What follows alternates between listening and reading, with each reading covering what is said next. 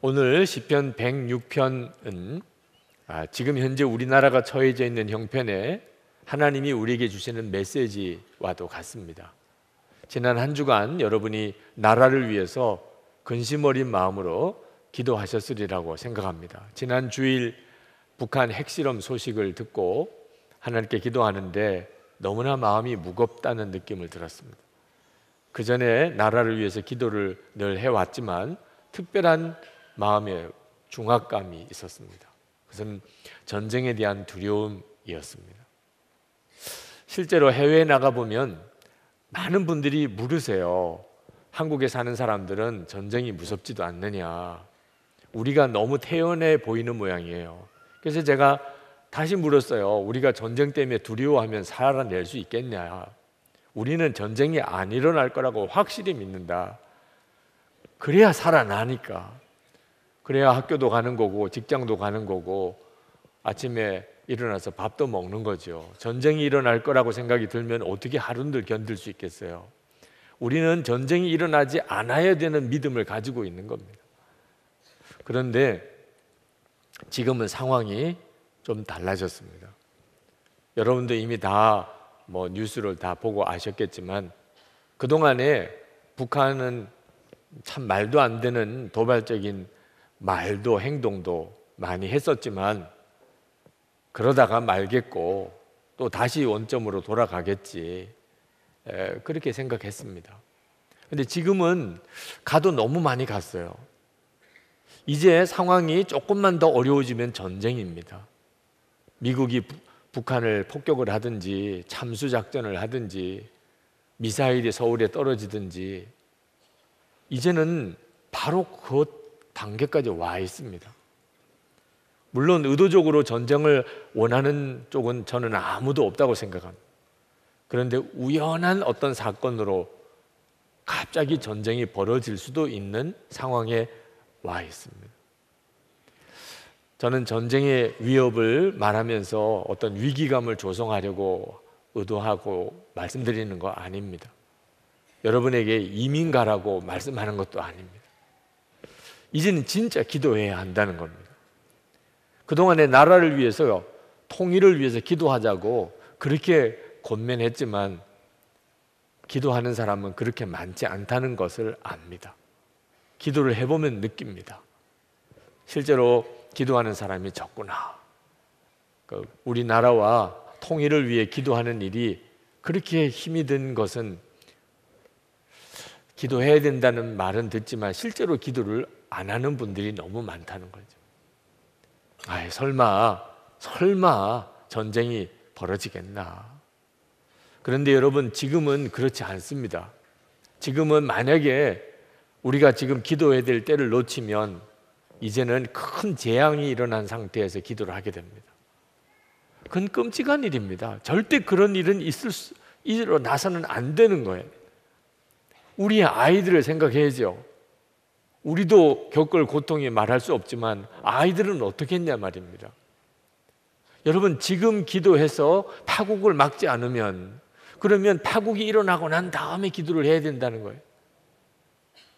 그러니까 이제는 기도가 된다 안 된다 말할 때가 아닙니다. 그냥 광고 한번 듣는 것으로 끝나도 안 될 때예요. 기도하면서 정말 두려운 것이 바로 그것이었어요. 지금은 말할 수 없는 비상한 상황인데 비상한 기도가 없는 거예요. 새벽에 나가 기도해 보아도, 교회에 모이는 기도의 모임에도 이거 큰일 났어요. 전쟁은 일어나지 않을 거라고 우리는 믿어야 살아날 수 있는 땅에 지금 있습니다. 그래도 여러분, 그건 기도를 하면서 하는 거예요. 시편 106편 기자는 민족이 완전히 무너진 상태, 나라 다 잃어버렸어요. 그리고 무수히 많이 죽었고, 전쟁 때 성전 다 무너졌고 남은 사람 다 포로로 끌려가서 세계 각국에 흩어져 찢어 갈기갈기 찢어 흩어져 버렸습니다. 그런 상황에서 하나님께 우리를 구원해 주십시오. 다시 우리 모여서 하나님께 예배드릴 수 있게 해 주십시오. 그렇게 탄원하는 시입니다. 4절 말씀에 보면 주님, 주님의 백성에게 은혜를 베푸실 때 나를 기억하여 주십시오. 그들을 구원하실 때 나를 기억하여 주십시오. 하나님은 구원의 하나님이세요. 분명히 그렇습니다. 하나님의 구원하심을 우리 가운데 보여주시기를 가장 극적인 사건으로 보여주신 게 홍해 사건입니다. 이스라엘 백성이 출애굽하고 그리고 눈앞에 홍해가 있어요. 뒤에는 애국 군대가 쫓아옵니다. 그 상황 속에서 이스라엘 백성들은 자기들이 다 죽는 줄 알았어요. 하나님이 홍해를 가르쳤습니다. 9절 말씀에 주님께서 홍해를 꾸짖어 바다를 말리시고 그들로 깊은 바다를 광야처럼 지나가게 하셨습니다. 11절에 물이 대적을 덮음으로 그 가운데서 한 사람도 살아남지 못하였습니다. 홍해가 갈라지고 그들이 구원받고 애굽 군대가 다 수장되는 걸 보고 미리암을 비롯해서 여인들이 그 홍해 건너편 언덕에서 소고 치고 춤을 추고 하나님을 찬양했습니다. 그럴 만하죠. 하나님은 그런 구원의 하나님이십니다. 이것은 하나님이 그 이후에 이스라엘 백성들이 위기 때마다 어려울 때마다 구원해 내신 상징적인 사건이었습니다. 그리고 예수 믿는 우리 모두에게도 하나님께서 이 구원의 하나님의 은혜를 우리에게 주셨습니다. 그런데 문제는 그렇게 홍해를 가르면서 건져내신 이스라엘 백성들이 어떻게 그렇게 비참하게 완전히 나라가 망하고 그리고 전 세계 여러 나라로 남은 사람들이 갈기갈기 찢겨서 흩어져 버릴 수 있냐 하는 거예요. 어떻게 이런 일이 일어날 수 있냐는 겁니다. 하나님의 말씀대로 살지 않았던 거예요. 그들이 그런 구원을 받고도 세상 따라 살았고 하나님 말씀대로 살지 않았기 때문입니다. 13절 말씀에 그러나 그들은 어느새 주님이 하신 일들을 잊어버리고 주님의 가르침을 기다리지 않았습니다. 35절에 오히려 이방 나라와 섞여서 그들의 행위를 배우며 그들의 우상들을 섬겼으니 이런 일들이 그들에게 올가미가 되었습니다. 이스라엘 백성들이 죄의 종이 되니까 그 다음엔 적군의 종이 되어버리고 만 거죠. 시편 기자는 하나님께 그 점을 회개합니다. 6절에 보면 우리도 우리 조상처럼 죄를 지었으며 나쁜 길을 걸으며 악행을 저질렀습니다. 여러분, 지금 우리가 나라와 민족의 지금 위기 상황에서 우리 예수 믿는 성도들이 해야 될 일이 바로 하나님께 드리는 이 회개의 기도입니다.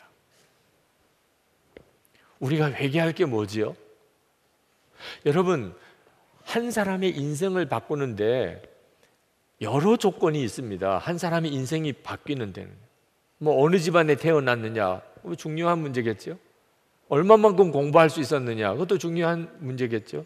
누구랑 결혼했느냐, 어느 학교를 다녔느냐, 어떤 직장을 들어갔느냐, 뭐 여러 가지 우리 인생의 차이를 가져오는 요인들이 있겠지요.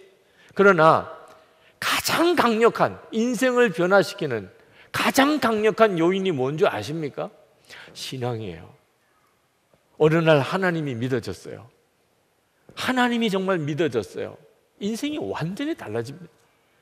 그 어떤 것도 하나님이 믿어지는 이 신앙만큼 인생을 바꾸는 건 없어요. 하나님을 믿지 않다가 하나님을 진짜 믿었어요. 하나님에 대해서 전에만 듣다가 진짜 살아계신 하나님을 만났어요. 사람이 완전히 달라질 수밖에 없어요. 우리는 다 그런 하나님을 믿은 사람들입니다. 그런데 왜 삶이 안 바뀌죠? 세상 사람들이 볼 때 다를 게 별로 없어 보이는 이유가 뭐지요? 하나님을 믿는 것은 인생을 완전히 바꾸는 것인데 왜 우리에게는 그런 일이 일어나지 않지요? 하나님을 실제로는 안 믿는 거예요. 우리가 도대체 하나님 앞에 회개할 게 뭡니까? 하나님, 우리가 회개할 게 뭡니까? 라고 기도했을 때 너무나 번개같이 강력하게, 너무나 분명하게 저에게 떠오르는 질문이 있었어요. 언제 한번 정말 주님을 믿어본 적이 있느냐? 언제 예수님이 우리의 진짜 주인이 되셨었느냐? 여러분, 대답하실 수 있어야 돼요. 진짜 예수님을 믿었나요? 정말 예수님이 주님이신가요?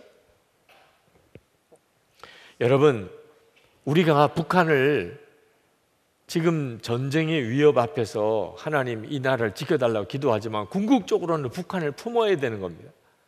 북한을 품어야 되는 거예요. 그냥 전쟁이 아니라는 정도가 아니고 북한을 품고 통일을 시켜야 됩니다. 그런데 남과 북의 사정을 아는 분들은 통일 안 될 거라고까지 이야기하는 분들이 많습니다. 너무 이질감이 큽니다. 달라도 너무 달라요. 그런데 어떻게 우리가 북한을 품을 수 있나요? 어떻게 우리가 정말 평화롭게 이 민족이 통일되게 할 수 있나요? 정치가 할 수 있겠습니까? 여러분 다 뉴스 보고 아시잖아요. 정치가 이 일을 해결할 수 있겠습니까? 여러분 군사력으로 이게 해결됩니까? 여러분 경제적인 우리 힘이 이걸 해결할 수 있겠습니까? 교육이 해결할 수 있겠습니까? 도대체 우리 사회에 무엇이 우리가 북한을 끌어안고 통일시킬 수 있는 힘이 되겠습니까? 없어요. 오직 하나, 신앙입니다. 신앙. 우리가 믿는 하나님, 하나님이 해주셔야 되는 일이에요. 6.25 전쟁 때 우리나라 진짜 완전 다 망한 거죠. 그 절박한 때에 믿음 하나 분명히 있었어요. 여러분 피난 가는 일이 보통 일입니까? 지금 있는 집, 땅, 모든 재산 다 내버려 두고 보따리 하나 싸고 여러분 피난 가라고 그러면 갈 수 있겠습니까? 6.25 전쟁 때 북한에 있는 수많은 기독교인들이 보따리 하나 메고 그냥 피난 내려왔어요. 저희 부친도 그때 피난 내려오셨어요. 이유가 뭐지요? 북한에서는 예수 못 믿겠으니까. 예수 믿어야 되겠다. 예수 믿을 수 있다면 다 내버리고 보따리 하나 들고 정처 없이 그냥 무조건 남한으로 내려온 거예요. 여러분 그 믿음이 얼마나 엄청난 것입니까? 남한에 있는 우리 기독교인들도 도처에 믿음 하나 지키려고 보따리 싸들고 피난 내려온 진짜 정말 거지같이 사는 그런 피난민들을 눈으로 보면서 신앙생활 그냥 정신 똑바로 차려지는, 전쟁으로 인해서 나라가 엉망진창 되었을 때 이 나라를 일으켜낸 힘이 있다면 그 신앙이었어요. 그때의 그 믿음은 강했어요. 결사적으로 하나님께 기도하고 하나님을 절대적으로 신뢰하고 그리고 묵묵히 고난과 시련의 때를 지나갔어요. 근데 지금은 우리 믿음이 그만큼 강합니까? 시련이 오고 유혹이 올 때 여러분의 믿음은 그것을 능히 극복하고 하나님의 말씀대로 살 만큼 그렇게 여러분의 믿음이 강합니까? 우리는 하나님을 믿어도 왜 이렇게 흐리멍텅하게 믿는 것처럼 믿습니까? 지금 유럽이 이슬람화 되고 있습니다. 영국은 상황이 너무나 심각하고 유럽에 있는 여러 나라들이 비슷한 형편입니다. 이슬람 세력이 유럽을 삼키려고 1300년 전 8세기에 이미 벌써 유럽을 치고 들어왔었습니다. 그때 샤를 마르텔 대제에 의해서 이슬람 군사들이 격퇴됨으로 유럽은 지켜졌죠. 그런데 샤를 마르텔 대제가 한 게 아닙니다. 그때 당시에 유럽은 강한 믿음이 있었어요.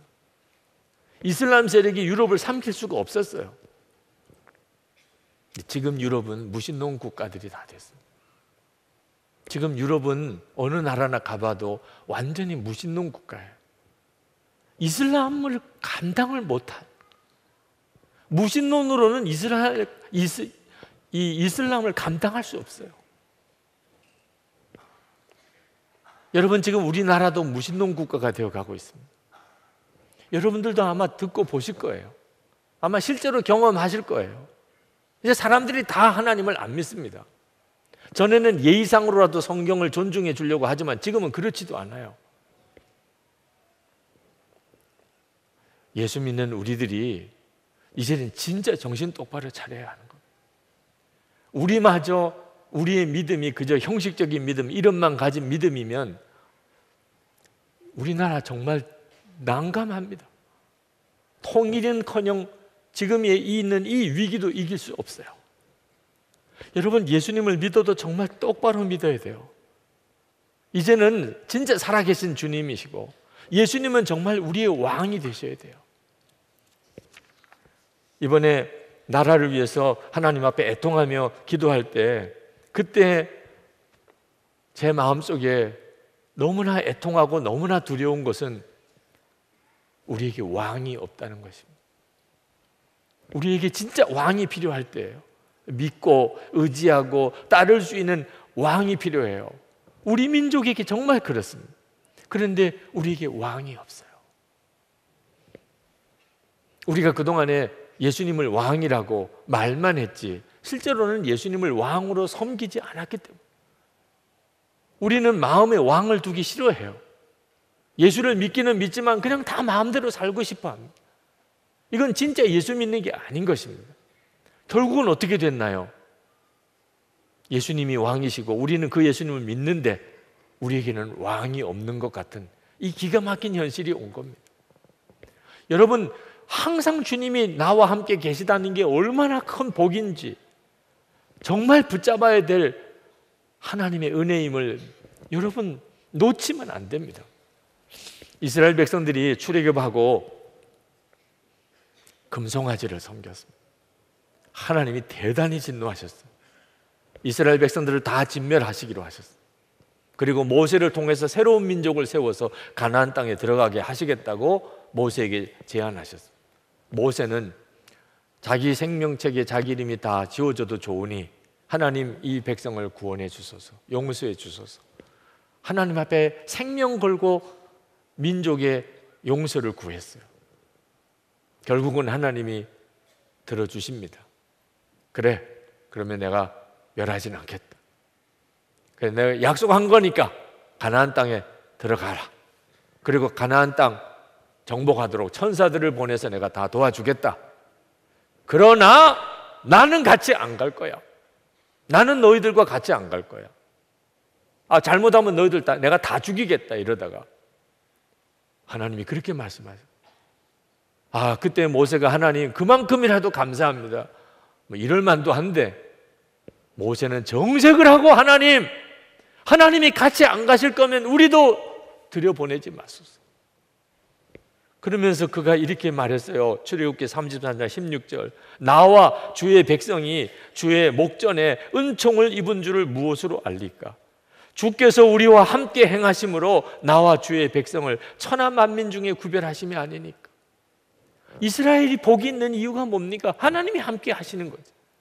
하나님이 함께 하지 않으시는데 가나안 땅이 무슨 소용이 있습니까? 그래서 결국은 하나님이 모세의 말에 의해서 내가 같이 가겠다, 내가 같이 가마. 여러분, 우리도 이 점이 분명하셔야 돼요. 우리가 진짜 붙잡을 게 뭐지요? 주님과 함께 동행하는 것입니다. 그리고 그 예수님이 내 왕이신 거예요.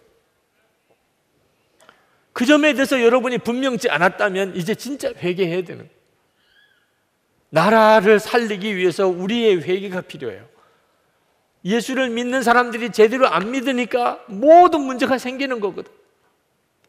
여러분, 우리가 어떤 저지에 있든지 회개하면, 그리고 하나님께 구원을 요청하면 하나님이 우리를 구원해 주십니다. 43절부터 46절까지 말씀하셨습니다. 주님께서는 그들을 여러 번 건져주셨지만 그들은 자신들의 생각대로 계속하여 거역하며 자신들의 죄악으로 더욱 비참하게 되었습니다. 그러나 주님께서는 그들의 부르짖음을 들으실 때마다 그들이 받는 고난을 살펴보아 주셨습니다. 그들을 위하여 그들과 맺으신 그 언약을 기억하셨으며 주님의 그 크신 사랑으로 뜻을 돌이키시어 마침내 주님께서는 그들을 사로잡아 간 자들이 그들에게 자비를 베풀도록 하셨습니다. 하나님께 구하면, 어떤 저지에서도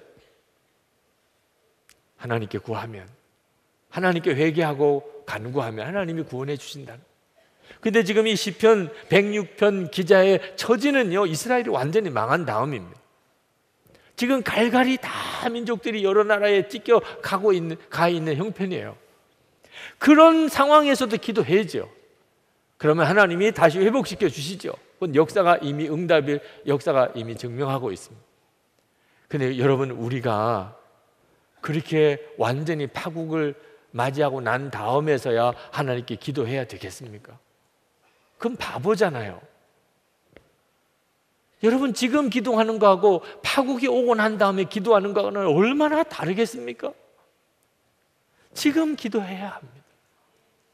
하나님 이 나라를 지켜주십시오. 지금 그 기도를 드릴 수 있는 성도들이 일어나야 돼요. 광고 들은 것처럼 그냥 지나가도 안 됩니다. 여러분이 정말 기도로 나아갈 수 있어야 돼요. 할 수 있으면 우리 모여서 기도해야 돼요. 기도를 해도 하나님 어려워요, 힘들어요, 살려주세요 이렇게만 기도하면 안 됩니다. 하나님 뭐 먹고 싶어요 이렇게만 기도해도 안 됩니다. 15절 말씀 명심해야 돼요. 그래서 주님께서는 그들이 요구한 것을 주셨지만 그 영혼을 파리하게 하셨습니다. 아주 때를 쓰고 하나님께 매달리면 하나님이 주시기도 하십니다. 그러나 그 영혼은 절대 복이 안 됩니다. 이스라엘 백성들이 물이 없다고 모세를 그냥 잡아 죽일 정도로 모세에게 달려들어서 얼마나 모세를 협박했는지 물 내놔라고, 물 내놓으라. 모세가 하나님께 기도하고 반석에서 물이 나게 하신다는 응답을 받았는데 모세가 어지간히 시달림을 받았기에 그만 반석을 지팡이로 2번 내리치는 불순종을 행합니다. 혈기를 부린 거죠. 모세가 가나안 땅에 못 들어가게 됐어요. 도대체 어떻게 했길래 그래? 하나님 살려주세요, 먹여주세요, 도와주세요 이런 정도 수준으로 매달려도 하나님이 들어주시긴 하지만 그 영혼에는 도움이 안 됩니다. 여러분, 우리가 나라가 어려운 위기에 처해졌을 때 하나님 나라를 구원해달라고 기도하지만 하나님이 정말 듣고 싶은 기도는요, 이제는 예수님을 제가 왕으로 모시고 살겠습니다. 내가 예수님을 영접했습니다. 예수님은 나의 주, 만왕의 왕이시니 내게는 왕이 계세요. 이제는 말 함부로 안 하고 감정조차도 주님 앞에 다스리고 주님 하자는 대로 제가 그렇게 살겠습니다. 여러분, 이것은요 나라 위해서만 그렇게 하는 게 아닙니다. 자기 자신이 복된 삶을 사는 비밀이에요. 3절 말씀에 보면 공의를 지키는 이들과 언제나 정의를 실천하는 이들은 복이 있다. 여러분, 이제는 정신 똑바로 차리셔야 돼요. 좀 힘들고 또 시련도 있을 수 있지만 진짜 복 있는 삶은 어떤 삶일까? 예수님이 왕인 삶입니다. 그 삶이 복이 있어요. 이거 놓치시면 안 돼요. 이게 나라가 사는 길이고 우리가 사는 길입니다. 더 이상 안 된다, 힘들다, 못하겠다 이제 그런 말 하지 않깁니다. 그랬다가는 진짜 큰일 납니다. 이제는 무슨 일이 있어도 우리가 서로 기도의 자리로 나아가고 그리고 예수님이 왕이신 삶을 살도록 서로 격려하고 서로 붙들어주고 서로 도와주고 서로 지켜주고 그렇게 해야 합니다. 그렇게 하지 않으면 오늘 저녁부터 다 무너질지 몰라요. 이제는 정말 그렇게 해야 합니다. 그리고 우리만 그렇게 하는 게 아니고 우리와 함께 계신 주님이 그렇게 역사하고 계세요. 빌립보서 4장 13절에 내게 능력 주시는 자 안에서 내가 모든 것을 할 수 있느니라. 우리는 지금 능력 주시는 예수님 안에 있는 사람들입니다. 나라를 위해서 기도하며 처음에는 두려움으로 탄식으로 그렇게 기도를 했었지만 깨닫게 하셨어요. 나는 지금 주님 안에 있고 주님은 제 안에 계신 것이 너무 분명해요. 그러면 된 거죠. 기도할 제목은 크고 마치 산을 옮겨야 되는 것 같이 무겁지만 그러나 제 마음속에 믿음이 그 모든 것들을 다 이기게 해주더라. 주님이 나와 함께 계시고 내가 주님 안에 있습니다. 이 시편 106편을 읽으면서 받은 은혜가 그거예요.